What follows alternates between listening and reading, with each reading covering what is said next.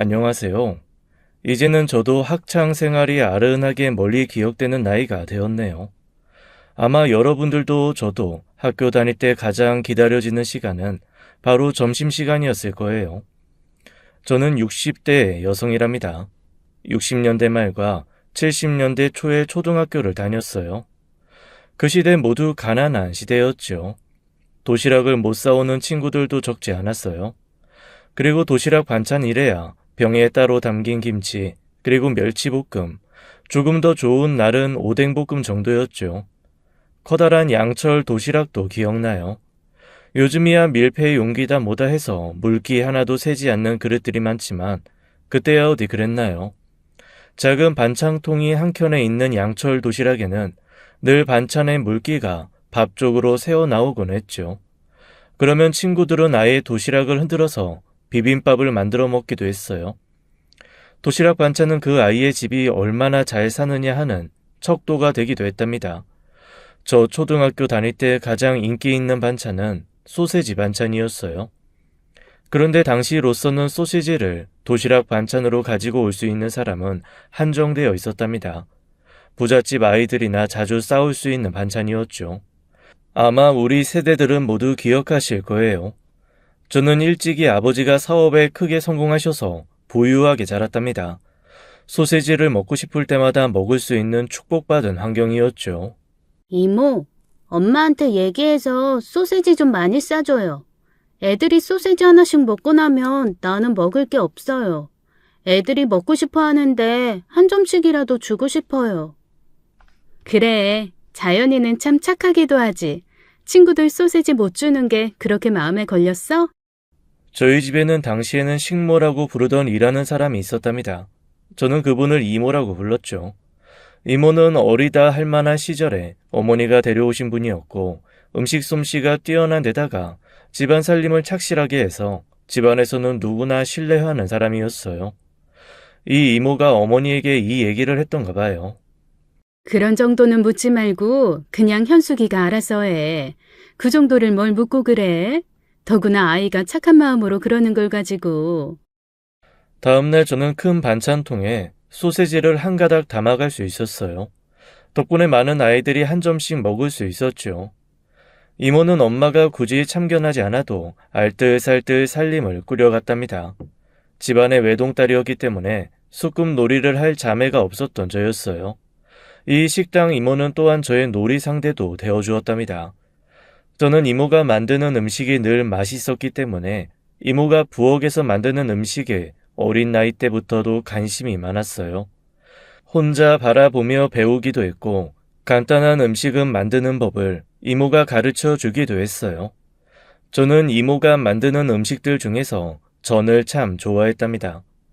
그 중에서 맛이 있으면서도 이모의 알뜰함을 보여주는 전 음식 하나가 있었어요. 이모, 난 이게 제일 맛있어요. 나중에 이거 어떻게 만드는지 꼭 가르쳐 주세요. 내가 만들어 보고 싶어요. 그래서 엄마 아빠 놀래켜 드리게요. 이게 그렇게 맛있어? 다행이네. 우리 자연이가 잘 먹으니 말이야. 다음에 꼭 가르쳐 줄게. 이모는 소세지를 도시락 반찬으로 적당하게 자르고 남은 양 끄트머리의 주름진 부분을 버리지 않고 모아두곤 했어요. 그래서 그것이 어느 정도 모여졌다 싶으면 다져서 전을 부치는 것이었어요.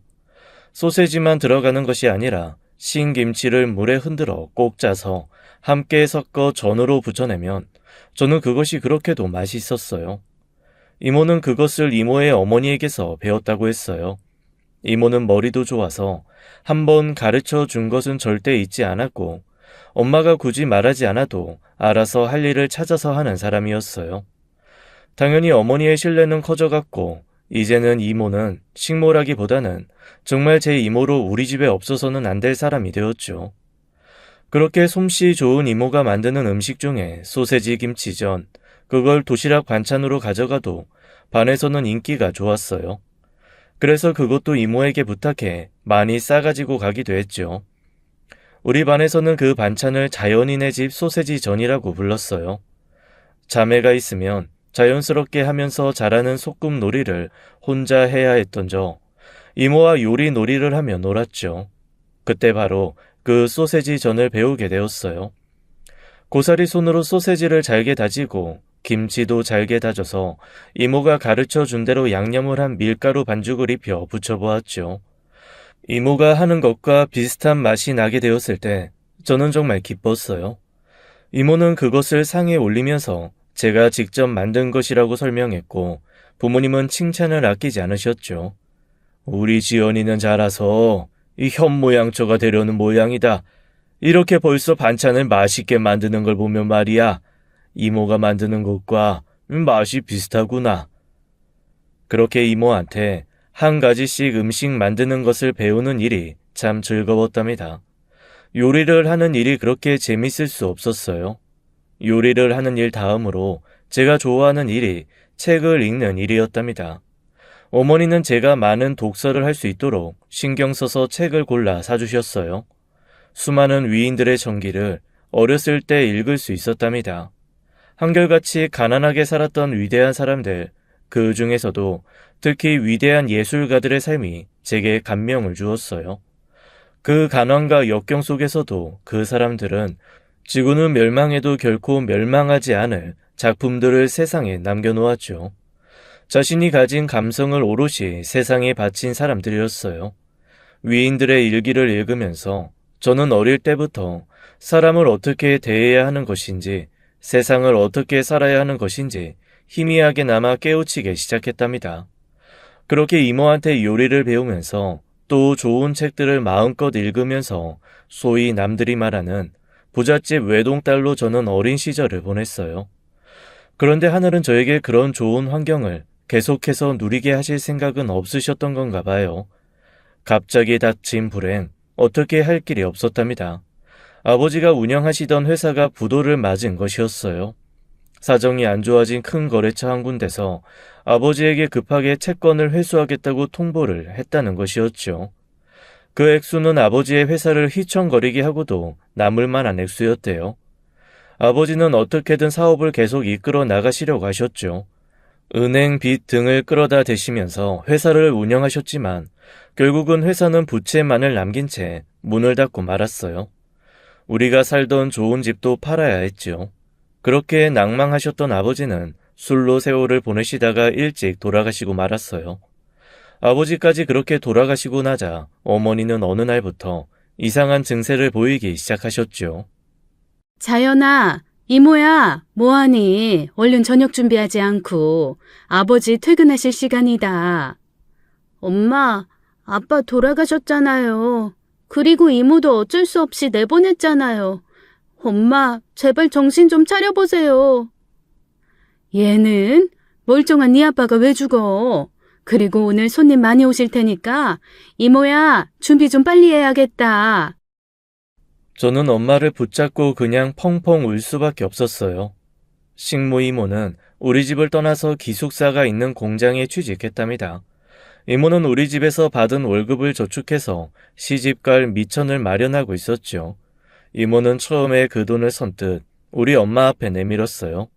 그때까지만 해도 정신이 온전하시던 엄마는 완강하게 그걸 받지 않으셨죠. 엄마가 하도 고집을 부리셔서 이모는 그걸 도로 거두고 말았지만 그 돈을 헐어서 그리고 공장에서 받는 적은 돈을 떼어내서 우리 집을 조금이나마 도와주었어요.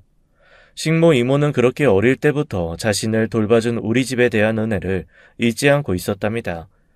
그러다가 엄마는 이제 돌이킬 수 없는 정신분열 상태인 조현증까지 보이고 계셨어요. 병원에 입원하실 수밖에 없었죠. 병원에서 외로운 삶을 독한 약에 기대어 살 수밖에 없었던 우리 어머니. 어머니 역시도 아버지를 따라 세상을 버리셨어요. 세상에 혼자 남은 저는 친척집을 떠돌며 지내는 신세가 되었죠. 자연아, 이모가 조금씩이라도 돌봐줄게. 자연이 부모님이 이모한테 해주신 것에 비하면 아무것도 아니지만 부모님이 우리 자연이 하늘에서 지켜주실 거야. 식모 이모는 공장 생활을 몇 년 하다가 그곳에서 만난 남자와 결혼을 하게 되었어요. 이모도 이모의 남편도 모두 공장에 나가서 적은 임금을 받아 생활하는 빠듯한 생활이었지만 이모는 저를 거두어 주려고 했었답니다. 아직 신혼인 이모의 단칸방에 잠시 같이 살기도 했었어요. 어린 나이였지만 저는 이모에게 더 이상 신세를 질 수 없다고 생각했죠. 저 역시 기숙사가 있는 공장을 몇 군데 떠돌다가 한 공장에서 저를 좋게 보신 그 공장 사장님의 부인이 저를 집으로 데려가셨죠. 우리 엄마가 식모 이모를 데리고 오던 때처럼요. 인상이 귀한 상이야. 그래서 마음에 들었어요. 우리 집에서 일을 가르쳐서 데리고 있고 싶네요. 미스 저는 우리 공장에서도 이 일 잘하고 꼼꼼하기로 소문난 모범사원이야. 나도 당신 의견에 찬성이야. 집에서 데리고 쓰자고. 저는 그렇게 해서 식모를 부리고 살던 처지에서 식모살이를 하는 처지가 되었답니다. 사모님은 저를 아주 마음에 들어 하셨어요. 공장에 다니는 사람인데 많이 배운 사람처럼 교양이 보인다면서요. 어릴 때 부잣집에서 자랐다는 이야기를 굳이 해드리진 않았어요. 그리고 무엇보다도 제 음식 솜씨를 참 좋아하셨어요. 음식은 먹어본 것이 곧 솜씨라는 말이 있죠. 이모가 만들어주는 맛있는 음식을 먹고 자란 저는 이미 만들 수 있는 음식도 많았고 한번 먹어보면 곧 만들 수 있는 솜씨가 있었답니다. 우리 집에서 식모 이모를 마음에 들어하며 데리고 계셨던 것처럼 사장님은 저를 마음에 들어하며 오래 데리고 계셨어요. 여기저기 떠돌아다니지 않아도 되는 생활이라 저로 만족했죠. 그 사이에도 엄마 같고 언니 같았던 식모 이모와는 계속 연락을 하면서 지냈어요. 어렸을 때 전혀 상상해보지 않았던 삶의 세계가 제 앞에 펼쳐져 있었고 저는 그것을 받아들일 수밖에 없었죠. 그러나 무심한 세월은 어쨌든 흐르더군요. 이모에게도 아이가 생겼고 저도 집에 놀러 왔던 사모님의 친구 한 분이 저를 보시고는 적당한 혼처가 있다며 저를 소개해 주신 남자와 결혼을 하게 되었죠. 당시에 많은 사람들이 공장에서 일을 했어요. 저희 아버지 공장에도 많은 직원이 일하고 있었고요. 그때 공장 다니던 사람들, 특히 여공이라고 불렸던 우리의 딸, 언니, 누이 동생들은 이 나라 산업화의 주역이라고 할 수 있을 거예요. 제가 결혼할 남자도 어느 공장에 다니고 있는 사람이었어요. 빠듯한 결혼 살림이 시작되었죠. 입주해서 살 살림을 해주는 식모들보다는 매일매일 출퇴근을 하는 파출부가 새로 유행하게 되자 저는 파출부로 일을 했답니다. 제 솜씨를 가장 잘 발휘할 수 있는 곳이었어요. 파출부로 일하다가 또 어떤 반찬 가게에 참모로 일을 하기도 했어요. 아이들이 태어났지요. 맏아이가 딸이고 둘째 아이가 아들이었어요. 어려운 살림이었지만 독서가 얼마나 소중한 것인지를 알았던 저는 아이들에게 어떻게든 책을 많이 접하게 해주려고 했었지요. 딸은 저를 닮아 책을 좋아하는 아이였어요. 그리고 공부도 좋아하는 총명한 아이였죠. 둘째인 아들은 아무리 좋은 책을 앞에 갖다 놓아도 밖에 나가서 흙강아지가 될 때까지 노는 일을 더 좋아하더라고요. 각자 타고난 개성을 어쩌겠어요. 딸은 딸대로, 아들은 아들대로 필요한 교육을 시키는 수밖에요. 네 누나 좀 본받아라. 책 속에 진리가 있는 거란다. 누나는 책을 떼놓지 않고 지내니까 교과서도 낯설지 않고 그래서 공부도 잘하는 거야. 엄마, 나는 나가서 친구들하고 어울리고 노는 게 더 좋아요. 누나처럼 혼자서 방에 처박혀 있는 일은 질색이에요. 한 뱃속에서 나온 아이들이지만 둘은 이렇게 달랐답니다. 아예 공부의 뜻을 보이지 않는 아들 아이 대신 저는 딸을 대학에 보내기 위해 버는 돈을 착실하게 저축했죠. 딸은 고등학교 때까지도 공부를 잘했고 결국은 좋은 대학에 입학해서 저와 남편을 기쁘게 해주었답니다. 딸이 대학에 입학하던 날 남편과 저는 정말 세상을 다 가진 것 같았어요. 딸은 좋은 대학교에, 그것도 거의 남자들만 많이 간다는 경영학과에 입학했죠. 그리고 1학년 때부터 회계사 시험을 준비한다고 매달리더군요. 쉬운 시험이 아니었죠. 경영학과의 사법고시라고 불릴 만한 어려운 시험이라는 말을 들은 적이 있었어요. 딸은 그 시험을 재학 중에 패스했답니다. 회계사 자격증을 가지면서 대기업에 입사하는 사람들에게 주어지는 월급은 정말 어마어마한 것이더군요. 딸아이의 인생은 이렇게 평탄하게 흘러가고 있었죠. 우리 아들로 말할 것 같으면 일찍이 대학을 포기하고 어느 공장에 들어갔어요. 자기 입에 풀칠하는데 들어가는 돈이라도 벌겠다고 하면서요. 적은 돈이었지만 그래도 착실하게 집에 가져다 주더군요. 공부를 못해서 대학에 보내지 못한 것이 한이었지만 아들은 성품이 반듯한 아이였어요. 주변에 친구들도 많았죠. 하긴 사람이 재산인 경우가 있겠지요. 주변에 사람들이 많다는 것은 그만큼 좋은 사람이라는 증거도 될 것이었고요. 저는 아들 아이에 대해서도 대학을 못 간다는 이유로 차별하거나 꼭 공부를 하라고 강요하지는 않았어요. 하고 싶은 일을 찾고 그것을 할 수 있도록 도와주는 것이 부모의 역할이라고 생각했었죠. 하지만 아들은 굳이 어떤 딱 한 가지 분야에 관심을 두지도 않더군요. 그런데 이 녀석이 어느 한 가지에 관심을 나타내기 시작했어요. 딸하고 아들하고 바뀌었는지 아들이 음식 만드는 일에 관심을 보이기 시작했답니다. 집에 있는 날이면 부엌에 나와 이것저것 질문을 해대는 것이었어요. 그리고 공장에 다니던 이 녀석이 어느 날 공장을 때려치우고 어느 식당의 주방 보조로 나가게 되었다고 하더라고요. 엄마, 나는 음식 만드는 일이 좋아요. 엄마 솜씨가 좋으셔서 별달리 돈 드는 재료를 쓰지 않고도 맛있는 음식 먹여주잖아요. 저는 바로 그런 음식을 만들고 싶어요. 주변에서 흔히 싸게 구할 수 있는 재료로 맛있게 음식을 만드는 거 말이에요. 딸아이가 오로지 공부와 회사 일에 빠져 지내는 동안 아들은 이렇게 요리에 관심을 보이고 있었죠. 아무리 아이들이 좋아하는 것이면 무엇이든지 하게 해주고 싶은 저였지만 처음에는 반대했었답니다. 딸도 아닌 아들이 하루 종일 부엌에서 지낼 생각을 하니 제가 다 답답하더라고요. 공부를 못해서 그렇지 매사 착실한 아이였죠. 성실하게 일을 하는 것 같더라고요. 집에 들어오면 이것저것 요리에 대해서 저에게 질문을 해가면서 노트를 만들고 그것을 가지고 생각을 많이 하는 것 같았어요. 엄마, 나 이제 식당에서 드디어 칼을 잡을 수 있게 됐어요. 그러면 월급도 좀 올라가요. 엄마, 아버지 많이 힘드시는 거 알면서도 저 이거밖에 능력이 안 돼요. 죄송해요, 엄마. 아들은 우리 부부를 각별하게 생각했답니다. 식당에서 남은 짜투리 재료들을 가지고 다들 퇴근한 시간까지 남아 음식을 만들었던 모양이더라고요. 그렇게 만든 음식을 우리 부부 앞에 차려주었죠. 맛있더라고요. 엄마가 소세지 짜투리와 김치를 섞어 만든 전을 해주셨기에 저도 짜투리로 만들 수 있는 요리 궁리했죠. 어때요, 엄마? 이 정도면 괜찮죠? 저는 그 소세지 전에 대한 추억과 아들의 착한 마음씨에 그만 울컥하고 말았어요. 식당 이모가 너무나 그리워진 어느 날, 저는 한가한 날을 잡아서 이모네 집에 찾아갔어요. 이게 웬일이야. 내가 먼저 갔어야 하는 건데 자연이가 먼저 와줬네. 딸이 그렇게 좋은 대학교 나오고 회계사가 됐다며? 고생은 좀 했지만 어쨌든 우리 자연이는 복이 많은 인생이야. 아마 앞으로는 더 좋아질 거야. 이모도 이제는 흰머리가 눈에 띄는 할머니가 되어 있었죠. 이모는 그날 그 소세지 전을 부쳐서 제게 따스한 밥 한 끼를 먹여주었어요. 꼭 어릴 때 부모님 다 살아 계실 때 그때처럼요. 이모와 저는 왠지 모를 그리움에 그만 둘이 같이 울고 말았답니다. 이모도 우리 부모님 생각을 했던 것 같았어요. 식당 이모를 보자 저 역시 일찍 떠나신 부모님에 대한 그리움이 솟구쳤죠. 그렇게 함께 보냈던 한때를 함께 추억하고 나서 이모는 마치 친정에 다녀가는 딸에게 하듯이 이것저것 음식을 싼 보따리를 손에 들려 보내주었어요.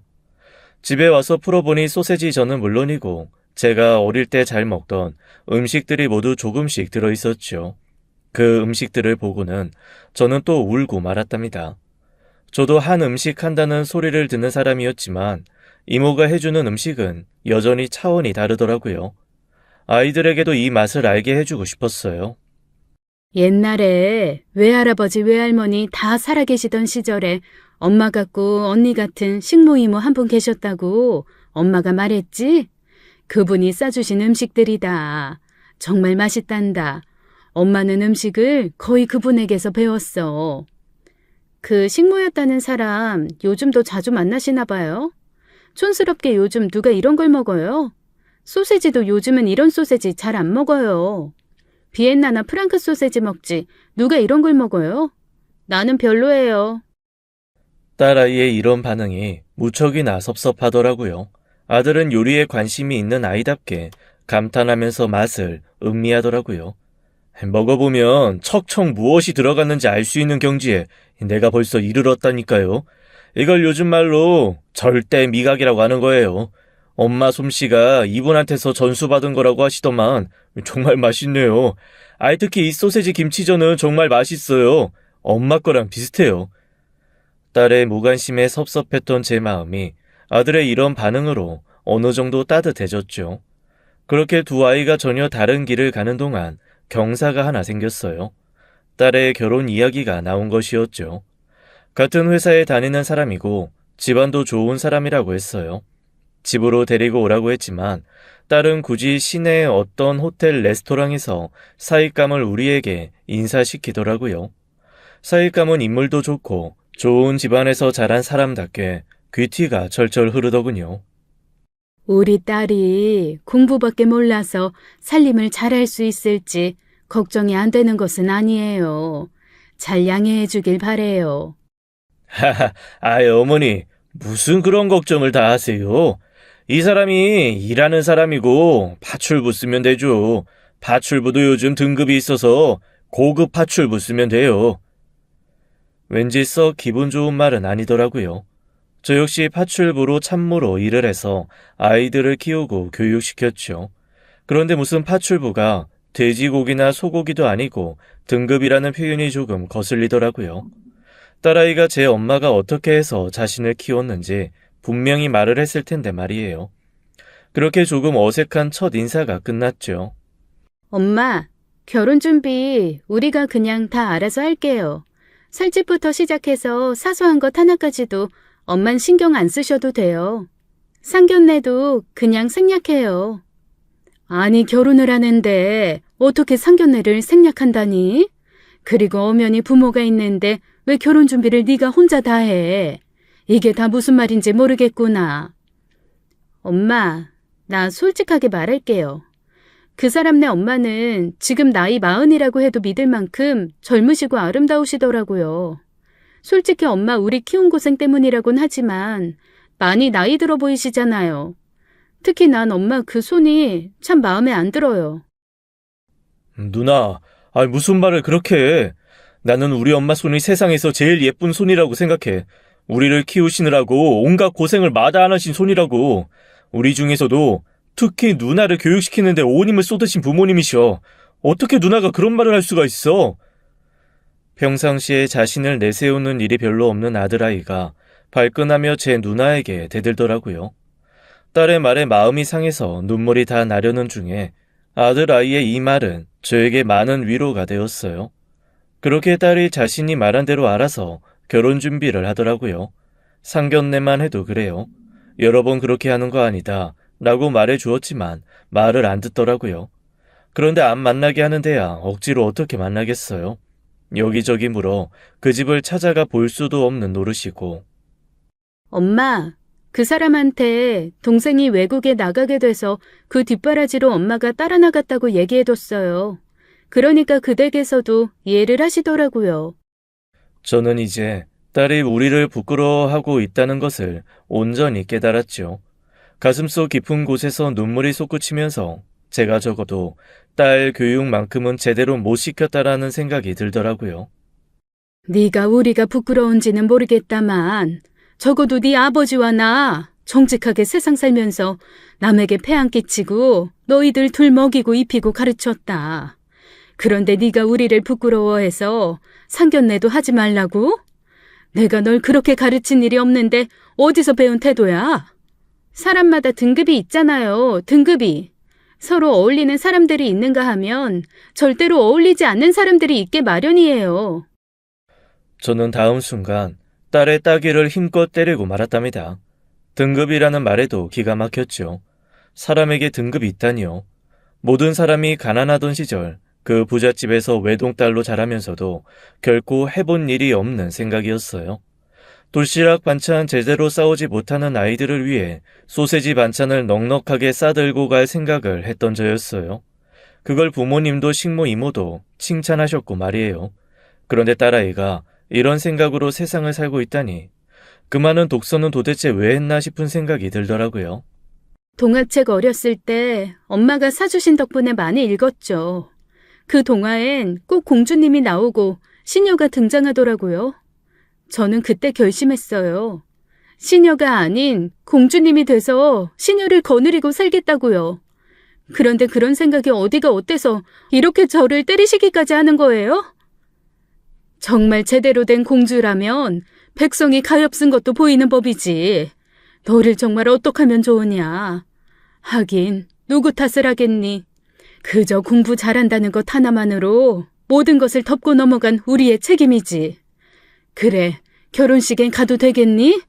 설마 하니 결혼식에까지 오지 말라고는 안 하겠지. 딸이 잠시 대답이 없더라고요. 여기서 저는 또 절망했어요. 당연히 결혼식에는 오셔야지요. 라는 대답이 금방 나올 거라고 생각을 했기 때문이었죠. 그러니까 잠시 대답을 안 하는 저 망설임은 결국 우리 없이 결혼식을 치를 생각도 하고 있다는 뜻으로 비춰지더군요. 다른 생각을 해보았을지도 모르나 어쨌든 딸은 우리 두 내외를 온갖 정성을 다해 꾸며서 결혼식에 많은 참석을 시키더라고요. 거기서 사돈 뗄 분들을 처음 만났죠. 정말 사부인은 이제 40대라고 해도 믿을 정도로 젊어 보였고 세련되어 보이더라고요. 고생에 찌든 저하고는 딸의 말 맞다나 비교할 수 없는 모습이었어요. 조금은 주눅이 들기도 했죠. 어쨌든 결혼식이 무사히 끝났고 신혼여행을 다녀온 후 딸 내외는 회사에서 멀지 않은 곳에 집을 구해 신접 살림을 시작하더군요. 딸 내외는 어쨌든 집으로 우리 내외와 아들을 불러주었어요. 차려 내온 음식이 모두 TV에서나 볼 수 있는 그런 것들이더라고요.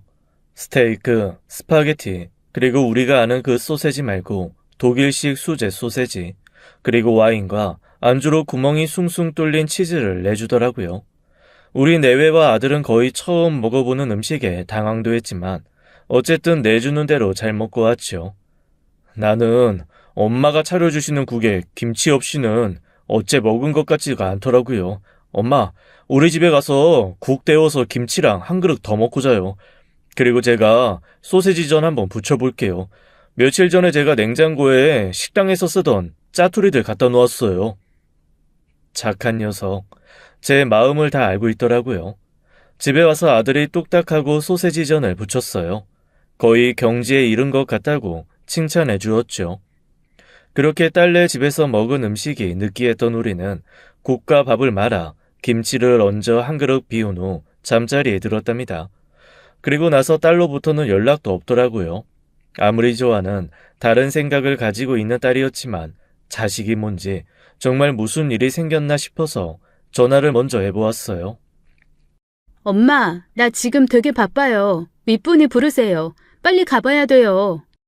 아이, 장모님, 전화 주셨는데 송구해서 저 지금 많이 바빠서 통화할 입장이 안 돼요. 딸과 사이와의 대화는 늘 이런 식이었어요. 그렇게 전화로도 딸이 어떻게 사는지를 알 수 없었던 저는 어느 날 아들을 앞장 세우고 음식 보따리를 든 채 딸의 집으로 갔죠. 물론 비어있는 집이었지만 근처에 있는 커피집에서 기다리다가 딸 부부가 집에 왔노라는 것을 간신히 확인하고 딸네 집으로 들어갈 수 있었죠. 사실 딸이 우리를 초대해 주었을 때 내주는 음식들을 보고 당황하기도 했지만 많이 걱정스럽기도 했어요. 이렇게들 매일 먹고 사나? 이게 과연 밥이 될까 싶더라고요. 그리고 모두 사온 음식들인 것 같았거든요. 딸이 바빠서 집안 살림에 시간을 쓸 수 없다는 생각에 사위에게도 미안했고요. 그래서도 굳이 기본적으로 필요한 음식이나마 만들었어요. 김치와 깍두기, 그리고 밑반찬 몇 가지를 만들었죠. 동그랑땡도 만들고 다른 몇 가지 전을 더 붙였어요. 소세지 전도 딸이 말한 비엔나 소세지를 가지고 아들이 특별히 만들었어요. 그런데 그건 옛날 소세지로 만들어야 맛있더라고요.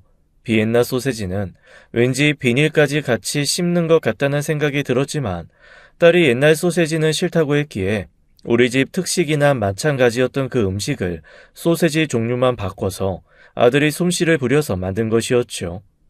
아들이 솜씨가 좋아서인지 소세지 종류가 바뀌었어도 맛은 있었더라고요. 엄마, 이런 음식을 누가 먹는다고 여기까지 들고 오세요. 어쨌든 들고 오셨으니 놓고 가세요. 알아서 먹을게요. 별로 달가워하지 않는 딸. 그래도 정성스레 만든 음식을 건네며 도어락 번호를 알려달라고 했죠. 그래야 엄마가 왔다 갔다 하면서 집안 청소도 좀 해주고 음식이라도 만들어줄 수 있지 않겠느냐고 하면서 말이에요. 딸과 사이는 한참을 망설이더니 저녁 때는 윗분들이 많이 오시니 찾아오셔서는 안 되고 낮에만 잠시 사람 없을 때 다녀가시라는 거였어요. 도어락 비밀번호를 알고 며칠 있다가 딸네 집에 다시 가보았지요. 냉장고 안을 먼저 살폈어요. 정체 모를 음식들만 잔뜩 들어차 있더군요. 어디를 보아도 제가 해다 준 음식은 보이지 않았어요. 다 먹었겠지 생각했지만 다 먹어버리기에는 좀 짧은 시간이었죠. 더구나 얘기 듣기를 아침엔 출근하기 바빠서 회사 근처에서 브런치라는 것으로 아침을 때운다고 했어요. 점심을 회사 사람들과 같이 그리고 저녁도 대충 늦게까지 일을 해야 해서 회사 근처에서 먹는다고 하더군요. 딸의 말로는 야근도 밥 먹듯 하고 출장도 많다는 것이었죠. 그런데도 어쨌든 음식이 다 없어진 것이 이상하기도 하고 다행스럽기도 했어요. 그런데 조금 있다가 저는 또 딸이 야속해서 눈물을 흘리고 말았답니다. 다용도실 쪽에 놓여있던 음식물 쓰레기 봉투에 제가 해 가지고 간 음식이 고스란히 다 들어가 있었어요. 손도 대지 않은 것 같더라고요. 그 정성스럽게 만들어 가지고 간 음식들을 손도 대지 않고 버린 것이었어요. 딸에 대한 야속함과 섭섭함에 마음이 아렸죠. 집에서 가지고 간 음식, 또 음식물 쓰레기 봉투로 들어갈 것을 이제 알았지만 그래도 그냥 놓고 왔죠. 집에 돌아와서 실컷 울었어요. 아주 옛날 아버지가 돌아가시던 때와 비슷하게 아주 중요한 어떤 것인가가 제 곁에서 떠나버린 그런 심정이었어요. 식모 이모 집으로 갔죠. 가서 이런 하소연 저런 하소연 다 했답니다. 우리 자연이가 얼마나 착한 사람인데 자연이를 닮았을 텐데 딸이 결국 잘못되기야 하겠어? 아무 걱정 말어. 지금은 그렇다고 해도 결국은 엄마 진심 알아줄 날이 있을 거야. 이모는 여전히 친정엄마처럼 저를 다독여 주었어요. 많이 위로가 되었었답니다. 이제는 연로한 이모 걱정도 좀 되더라고요. 우리 집에서 아무리 잘 데리고 있었다고는 하지만 어쨌든 남의 집 살이었죠. 왜 힘든 일이 없었겠어요. 그리고 우리 부모님이 그렇게 되고 난 후부터 이모도 저도 쉽지 않은 삶의 길을 걸어왔어요. 그렇게 쉽지 않았던 세월을 헤쳐나오신 분, 오래라도 사셔야 할 텐데 이모도 이젠 제가 이런 걱정을 한 연세가 되어 있었죠. 그렇게 저는 위로를 받고 집에 돌아왔어요. 딸로부터 아주 한참 동안 연락이 없더라고요. 전화를 해도 받지 않았어요. 해외 로밍 중이라는 말만 되풀이해서 나오면서 전화를 받지 않더라고요. 외국에 나가 있는 것 같은데 어떻게 된 것인지 아들에게 알아보라고 했죠. 엄마, 누나 미국 출장 떠났는데 엄마한테 말 안 한 모양이죠. 누나 회사 사무실 번호 알아내서 전화했더니 일주일은 더 있어야 온다던데요. 적어도 일주일 이상은 한국을 비워야 하는 출장을 떠나면서 부모에게 연락도 안 한 것이었어요. 돌아오면 이것도 좀 따끔하게 야단쳐야겠다고 생각했죠. 그런데 왠지 시댁에는 말했을 것 같다는 생각이 자꾸 드는 것은 왜일까요? 아니겠지, 설마 하는 생각을 정리하려고 했었어요. 이렇게 시간이 흐르던 중 저는 며느리를 보았답니다. 아들이 일하고 있던 식당에서 같이 주방 보조로 일하고 있는 아이라고 했어요. 아들과 똑같이 음식에 대한 관심이 많았고 그쪽 일에 욕심도 있는 것 같았어요. 언젠간 둘이 부부 요리사로 세상에 이름을 날릴 거니까 오래 사시라고 하더군요. 성격도 명랑한 아이더라고요. 그리고 너무나 고맙게도 이 아이들이 우리 부부와 함께 살자는 제안을 해온 것이었어요. 우리 엄마, 아빠, 누나만 믿고 살았는데 요즘 많이 적적하시죠? 누나만한 아들은 못됐지만 저하고 제 처가 이제 엄마 아빠 모실게요. 요즘 세상에 시부모하고 같이 살려는 며느리가 어디 있다니. 네가 강요한 거 아니야? 엄마 아빠는 부담스러워서 싫다. 살림 나렴. 아들은 고집을 부리더라고요. 며느리 될 아이도 찾아와서 그렇게 합의가 된 일이니 따라 주십사고 몇 번을 말하는 것이었어요. 저는 그대로 말을 듣지 않고 아들이 그동안 제게 가져다 주었던 월급을 최소한만 쓰고 모아둔 통장을 내밀었어요. 아들이 그 통장을 보고 눈물을 보이더라고요. 많지도 않았을 텐데 이걸 저축하셨다면 엄마가 얼마나 고생을 하셨다는 거예요. 엄마, 이 사람한테도 저축 얼마 있어요.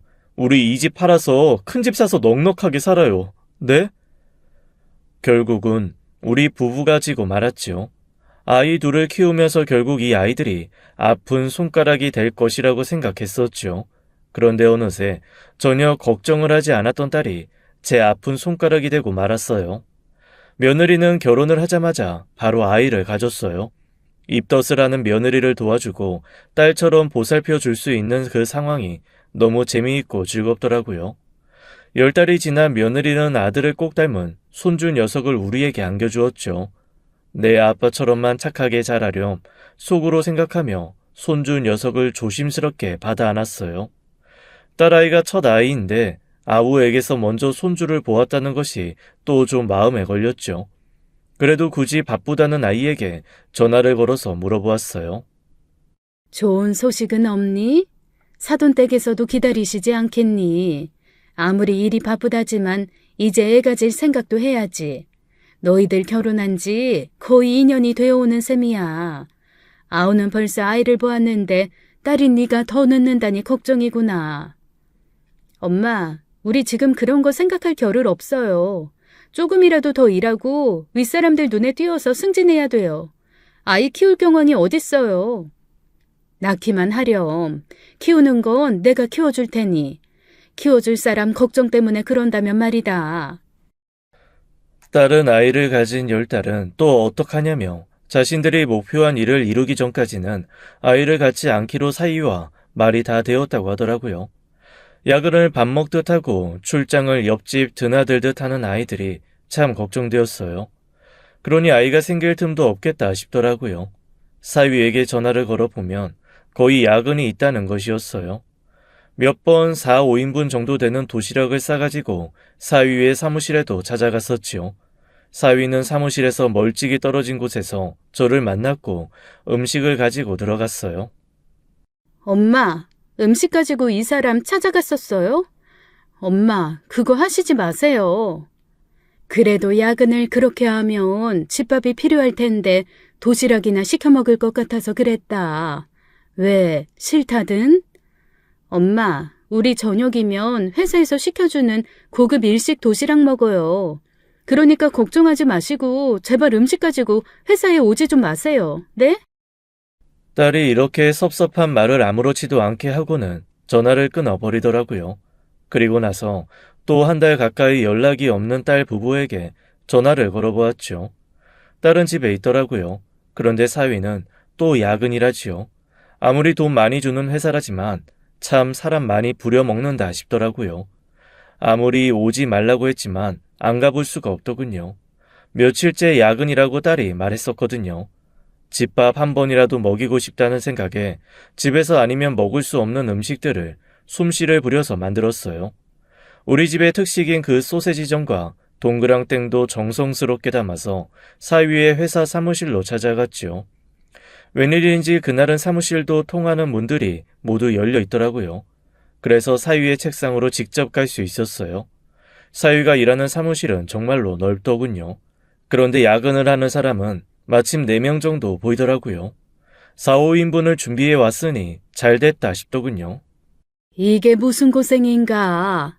이거 별것 아니지만 정말 깨끗하게 정성을 다해서 만든 것이라네. 한술 뜨고 하게나. 넉넉히 준비해 왔으니 같이 일하는 사람들 다 부르고. 다음 순간 사위의 행동과 말은 정말 악몽 속에서나 볼 수 있는 그런 것이었답니다. 창피하니까 제발 이런 것 좀 하지 마세요.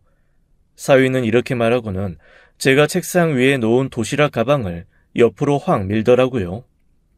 그래도 집밥은 먹어가면서 일해야지. 저는 사위에게 다시 한번 권했습니다. 하지만 사위는 도시락을 더 세게 제 쪽으로 밀었어요. 그 바람에 도시락이 떨어져 버리고 말았죠. 사위도 저도 당황했어요. 음식들이 쏟아져서 사방에 흩어졌습니다. 그러니까, 제가 그냥 가져가시라고 했잖아요. 아유, 이 아까운 걸 어째. 떨어진 음식들을 보고 어쩔 줄 몰라 하는 그때 한 노신사가 다가왔어요. 여기 무슨 일인데 이렇게 요란스러운가? 그 노신사가 들어오자 사위를 비롯해서 일하고 있던 모든 사람들이 벌떡 자리에서 일어나서 고개를 90도로 굽히더군요. 회장님, 이 시간에 여길 어떻게 오셨습니까? 아직 퇴근 안 하시고 계셨습니까? 이 사무실에서 야근이 많다고 해서 내가 특별히 와보았지. 그런데 이건 뭔가? 회장이라는 분이 떨어진 음식을 이상하게 쳐다보더군요. 바닥에 떨어진 음식들을 그 품위에 걸맞지 않게 주워드는 것이었어요.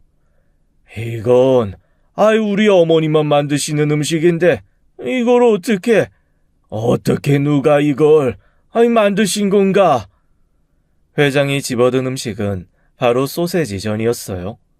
어디에 내놔도 모두들 맛있다고 하는 우리 집 특식이요. 저는 사실 사위의 사무실 사람들에게 은근 솜씨를 자랑하고 싶기도 했던 거였어요. 그래서 굳이 아무 데서나 먹을 수 없는 소세지 김치전을 만들어 도시락 속에 넣기도 했던 것이었고요. 그런데 노신사, 아니 회장의 반응은 정말 이상했죠. 자신의 어머니만 만드시는 음식이라니요. 이건 우리 식모 이모에게서 배운 식모 이모와 저만 만드는 음식인걸요. 회장은 여전히 그 음식을 보면서 놀라워했어요. 이 음식은 회장님의 어머니가 만들어주신 것 말고는 보지도 먹지도 못했다는 것이었죠. 저는 얼른 사위한테 누가 될까봐 흩어진 음식들을 모아서 도시락에 넣어 가지고 간 봉투에 쓸어 넣고는 방을 나서면서 말했죠. 이 늙은 사람이 사위 밥 좀 먹이려다가 죄송합니다. 냄새 풍겨서 정말 죄송합니다. 이렇게 말하면서 물러가려고 하자 놀랍게도 회장님이 저를 붙드시는 것이었어요. 도대체 이 음식은 누가 만들어주신 것입니까? 변변치 못한 음식입니다. 제가 만들었어요. 죄송합니다. 어릴 때 아이들 먹이던 음식이라서 해가지고 왔습니다. 이상하게도 회장이 또 다그쳐 묻는 것이었어요. 이 음식을 도대체 어떻게 아시는지요? 어떻게 아셔서 만들게 되신 겁니까? 참 이상한 일도 다 있다는 생각이 들었답니다. 대기업 회장이라는 사람이 왜 이렇게 이 음식에 집착을 하는 것일까요? 저는 그 음식을 만들게 된 경위를 그냥 간단하게 설명했죠. 어릴 때 알던 이모뻘 되는 사람에게서 배웠다고요. 그러나 회장님은 이건 분명히 자신의 어머니만 만들어주시는 특별한 음식이라고 하는 거예요. 회장님은 바닥에 떨어졌던 음식이라는 것도 아랑곳 없이 그것을 입에 넣으며 눈물까지 보이더라고요. 저와 사무실의 모든 사람들은 의아했지요. 그날은 어떻게 저떻게 상황을 마무리하고 집으로 돌아왔어요. 그런데 집에 돌아와서 잠자리에 누워도 영 이상한 생각에 잠이 오질 않더라고요. 그런데 다음날 회장님 비서실로부터 연락 한 통을 받았습니다. 회장님이 저를 만나고 싶어 한다는 이야기였죠. 더 이상하더라고요. 우리 딸과 사이가 다니는 회사의 회장님이 저를 만나러 온다니요. 그것도 연로하신 어머니와 함께 말이에요. 어쨌든 그분들이 저희 집에 찾아오셨어요.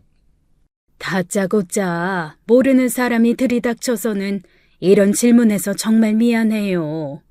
그렇지만 나한테는 절실한 문제가 돼서요. 그 소세지전을 만드는 걸 어디서 배우셨어요? 정말 그 노부인은 무엇인가 절실해 보였답니다. 그래서 저는 어렸을 때 이야기를 다 해드렸죠. 아버지의 사업이 잘 되어 잘 살던 시절 같이 살던 식모 이모와 그 이모가 해주던 이 소세지 전에 얽힌 이야기를 모두 해드렸어요. 그런데 시간이 지날수록 저는 왠지 그 노부인을 어디선가 본 듯한 느낌을 지울 수가 없었어요. 어디서 봤더라 마음속으로 생각하면서 이야기를 했죠. 이야기가 끝나자 회장님과 그 어머니는 식모 이모에게로 지금 당장 가자고 저를 재촉하는 것이었어요. 하도 절실하게 재촉하기에 저도 얼른 그분들의 차에 같이 탔고 길을 알려드렸죠. 너 현숙이 맞지? 나 잘 봐라. 나 네 언니야, 언니. 기억 안 나니? 아이고, 이거 사. 언니라고요? 진짜 언니 맞아요? 어디 얼굴 좀 봐요. 우리 언니 맞네. 두 노부인은 서로를 얼싸안고 하염없이 눈물을 흘리는 것이었어요. 이모, 이게 다 어떻게 된 일이에요? 난 하나도 모르겠으니까 이모가 설명 좀 해주세요. 왜, 내가 어머니 얘기 가끔 했었지? 소세지 전 부치는 것도 어머니한테 배웠다고 했고, 전쟁통에 헤어졌다는 얘기도 아마 했을 거야. 저는 이모가 전쟁통에 가족과 헤어졌다는 것과 그 소세지 전 만드는 것을 어머니에게서 배웠다는 것은 알고 있었지요. 그 소세지 전을 그 맛을 내서 만들 수 있는 사람은 세상에 새뿐이었단다. 미군 부대에서 나오는 소세지, 사탕, 초콜릿 같은 것들을 우리 외삼촌이 미군 부대에 구두닦이로 드나드셨기 때문에 손에 넣을 수 있었어. 그 귀한 반찬거리를 최대한 양을 늘리기 위해서 우리 어머니가 생각해내신 전이야. 우리 어머니와 우리 두 자매밖에는 이 음식을 만드는 사람을 못 보았지. 회장님의 어머니이신 노부인이 이제 말씀을 시작하셨답니다. 그리고 말씀 전에 제게 고개를 깊이 숙여 인사를 하는 것이었어요. 갈 곳 없이 고생하고 있는 동생을 거두어 주어 정말 감사하다고 하셨죠. 저는 너무나 놀라서 저도 모르게 같이 고개를 숙였어요. 전쟁은 참 많은 사람들을 아프게 했답니다. 우리 가족도 그랬어요. 전쟁통에 먹고 살기도 힘들었고, 그래서 닥치는 대로 입에 풀칠할 수 있는 일들을 했죠. 그런데 먹고 사는 일보다도 수천 배 힘든 일을 겪었다는 말을 하면서 노부인은 눈물을 떨구셨어요. 바로 동생과 전쟁통에 헤어지게 되었다는 것이었죠. 전쟁고와 그런 사람들을 수용하는 곳에서 이모도 잠시 있었다고 하더군요. 그리고 그렇게 가족과 헤어져 힘든 생활을 하던 중 우리 어머니의 눈에 띈 것이었어요. 나도 녹록지 않은 세상을 살았답니다. 동생과 헤어진 슬픔 속에서도 어쨌든 살아야 했어요. 정말 산에서 초급 목피를 캔 적도 있었죠. 그렇게 어쩌다 제 남편 되는 사람을 만나서 결혼하게 됐고 아들을 보았답니다. 아들과 먹고 사는 일 역시 힘든 일이었어요. 회장님이 갑자기 눈물을 보이셨죠. 어머니는 저를 키우시기 위해 이 안 해보신 일이 없었습니다. 제 아버지도 일찍 돌아가셨죠.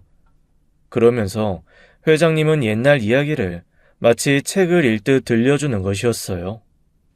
엄마, 이 집은 진짜 크고 좋다. 이제 우리 이 집에서 사는 거예요? 그렇단다. 엄마가 이 집에서 일을 하게 됐어. 그치만 우리 집은 아니야. 그러니까 너무 시끄럽게 뛰거나 놀거나 하면 안 돼. 알았지? 엄마, 그게 소세지 맞지? 나도 그거 먹고 싶다. 이건 안채 아드님 것이란다. 그런데 엄마가 조금씩 모아놓은 게 있어. 외할머니가 해주시던 음식인데 엄마는 그 반찬을 아주 잘하지. 네 이모도 이 반찬을 참 좋아했단다. 지금은 어디서 어떻게 살고 있을지. 회장님의 어머니는 틈만 나면 헤어진 동생을 생각하며 눈물을 흘리셨다고 했어요. 이상 가족은 전국에 넘쳐났지만 먹고 살기에 바쁜 많은 사람들은 헤어진 가족을 찾아 헤맬 틈도 없었다지요. 식모 이모를 잃어버린 회장님의 가족도 마찬가지였다는 것이었죠. 전쟁의 포화가 어느 정도 잊혀졌지만 사실 60년대, 70년대에도 가난한 사람들이 더 많았죠. 그 시절에 저는 부모를 잘 만나 호의호식했지만 많은 사람들은 그렇지 못했답니다. 회장님도 마찬가지였다지요. 식모살이로 들어간 엄마, 그 엄마를 따라서 눈치를 보며 같이 살았던 주인집. 그런 기억들이 회장님의 어린 시절의 기억이라고 했어요. 그리고 주인집 아들을 위해서 만들던 소세지 반찬과 고기를 다져 만든 동그랑땡은 회장님도 너무나 먹고 싶었다고 회고하시더라고요. 회장님의 어머니는 소세지 끄트머리에 주름진 부분을 모았다가 그것을 잘게 다지고 김치를 물에 흔들어 꼭 짜서 섞어 부친 전을 회장님에게 만들어 주었다고 했어요.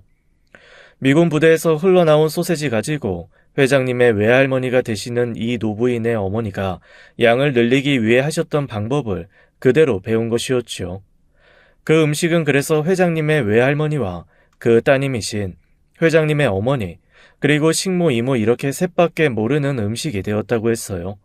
그 음식을 좋아했고 만드는 방법을 아는 두 사람이 각자 사는 곳에서 그 음식을 옛날을 추억하며 만들었던 것이었지요. 현수가, 엄마가 결국 너를 못 보고 돌아가셨단다. 끝까지 네 이름 부르시면서 너를 찾다가 돌아가셨어.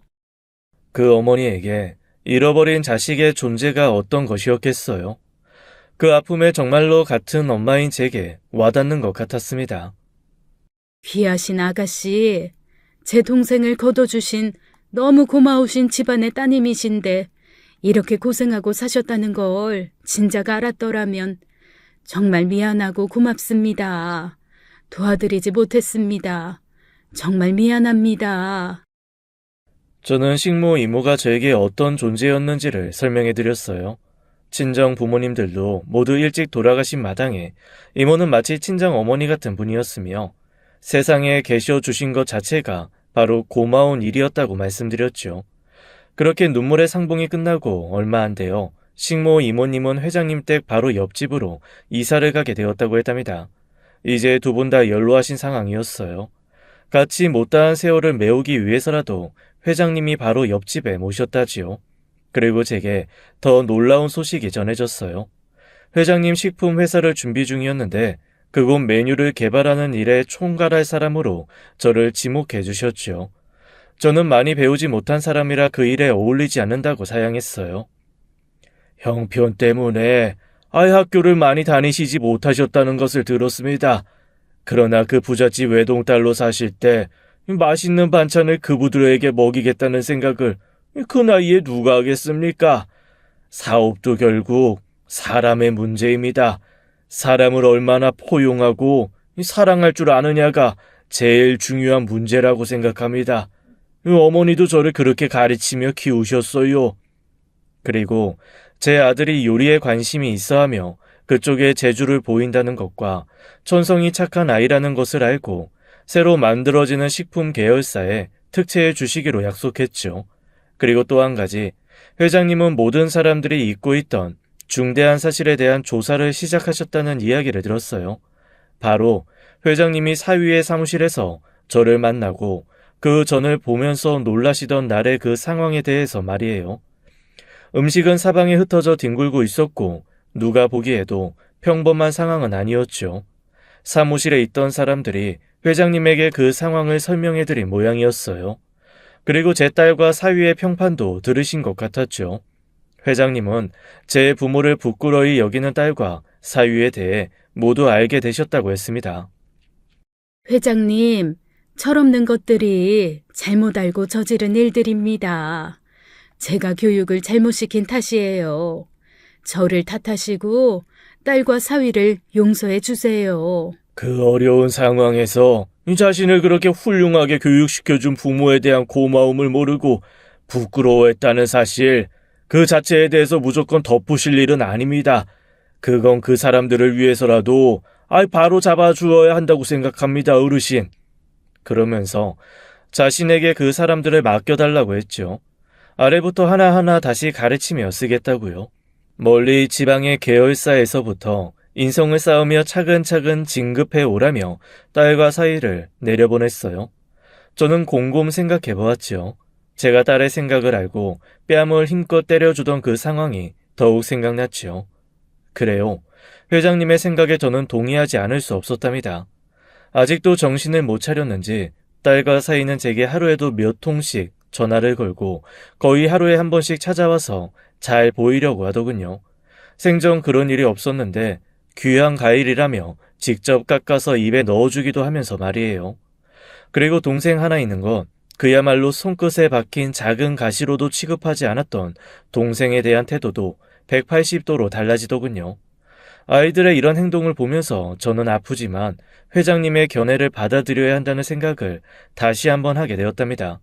우리 식모 이모를 보았을 때 천성적으로 그 어머니가 어떤 분인지 잘 알 수 있었죠. 회장님은 바로 그런 반듯한 분에게서 교육받고 자란 분이었죠. 회장님은 다시 한번 우리 딸과 사위를 자신이 맡겠다고 다짐해 주었어요. 딸 부부가 무엇이 올바른 것이며 사람과 사람 간의 관계가 왜 중요한 것인지 알게 하겠다고요. 그리고 그것이 일에 대한 능력에 앞서 갖추어야 할 덕목이라고 가르치면서 다시 시작할 것이라고 하면서요. 저는 엄한 엄마에 속하는가 봐요. 회장님의 이 말이 귀에 쏙쏙 들어오는 거 보면 말이죠. 부모님이 돌아가시고 힘들었던 제 인생. 그러나 결국 부모님과 그리고 언니처럼 이모처럼 함께 있어준 식모 이모 사이에서 배운 대로 세상을 살아간다는 것 하나만큼은 장담할 수 있어요. 그렇게 살아왔던 제 인생에 이제 고생이 거치고 있는 것이었답니다. 우리 딸과 사위가 회장님이 말한 대로 정신을 올바로 해주길 바랄 뿐이에요.